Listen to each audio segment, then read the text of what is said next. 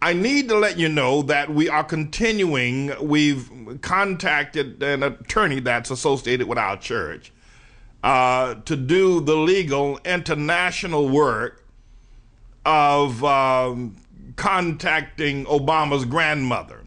Now, because there are a lot of ears listening now, and you know what I mean. You know what I mean? We will not be able to say much more than that. However, we do wish to get an invitation to her door. It is our prayer that Obama will not kill his grandmother because of our efforts to bring her to the U.S. And let me bring y'all up to date in the event you're not aware of this. We have recognized that this man has a grandmother who has never been to the USA. He is the most powerful man on the planet, recently given the honor of winning the Nobel Peace Prize. He stole criminally, became the U.S. president. He is not the president of America. But right now, everybody, because he's in the office, everybody's afraid to say anything about it. But at any rate, you would think that a man this powerful would take his grandmother up out of the dirt floor hut that she's living in Kenya. Wouldn't you? Wouldn't you do that for your grandmother? I know if my grandmother was alive and I was the president of the United States, and of course he is not the president, but allegedly, my grandmother would not be living on a dirt floor in Kenya, in a village.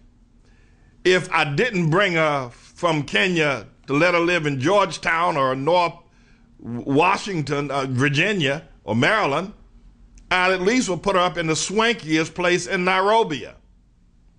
But he's done none of that. You know why he's done none of it? Because his grandmother, her name is Sarah Obama, knows the truth. She knows that he was born in Kenya. At one point, I was ready to concede that Obama may have been born in Hawaii. But now I know the reason why he will not bring his grandmother to America is because grandma will tell the truth, and Obama will not be able to pay her enough money to make her lie on Africa, a lie on where he was born. She won't, and therefore he won't give her anything. He won't give her any money, won't give her any support, won't give her a monthly check. He won't give her anything. But you also notice that Grandma Madeline Dunham died one day before the election. Why did his white grandmama die so suddenly? I mean, she just died. And then this long-legged freak they didn't have a funeral for her either. What is going on with America? The caller just called a few moments ago, made so much sense. What is going on in America? Here, this man's white grandmama dies one day before the inauguration, and many of us, including myself, think that he killed her. I think that he did. She died one day before the inauguration, the election. And then there was no funeral held. No funeral. Why? Because in a funeral, you got to have people get up and speak and say this or that or the other, that she was this. None of that. No funeral. I mean, come on, man. Come on, America. How can you let this go under the bridge and say we got a president when this freak didn't even eulogize his grandmother? And now the one grandmother that's alive, everybody's telling me, well, you know, if you really pursue this matter, he might kill her. They're right, he might. Hey, he might kill me. But we can't stop because he has the power to kill at will. Obama's got the power to kill at will. And we shouldn't stop because of that. I'm going to try to get her here. Or if not,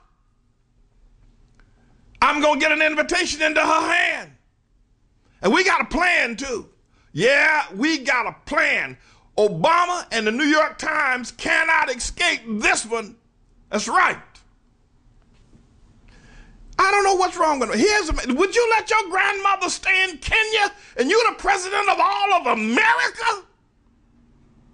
And yet you bunch of white folk running around here talking about the first African-American president, and you black church mamas and bishops and tongue talkers and liars and thieves and whoremongers of the worst sort talking about you got the first African-American president, and this freak won't even send his grandmama $10 at the end of the month. won't invite her to America for Thanksgiving dinner and the Christmas holidays. You say this is the man you want to call president?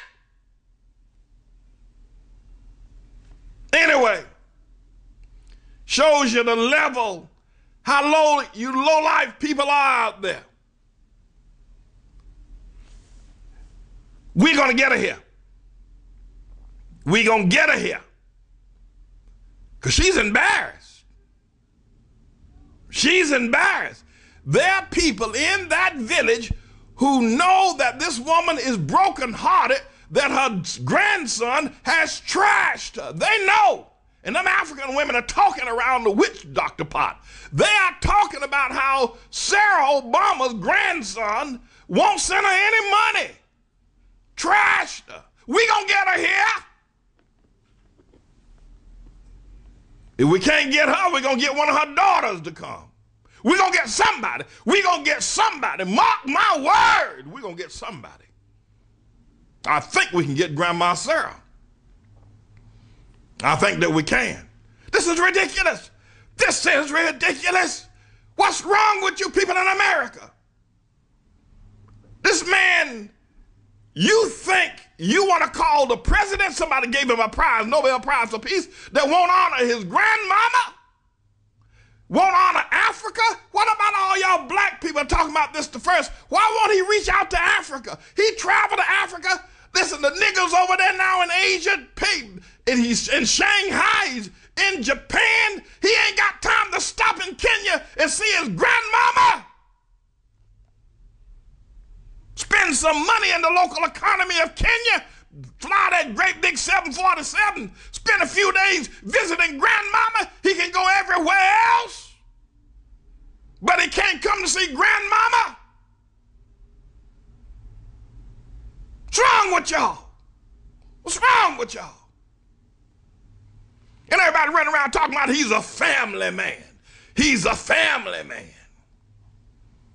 Flying all over the world. This man has been on more trips outside of America than George Bush took in 8 years and 8 months. He's played more golf than Bill Clinton and George Bush did in 16 years. And black people say, well, we got to give him a little bit more time to do something for the black community. Give him a little bit more time. He's going to do something for us. He didn't do nothing for you during the campaign.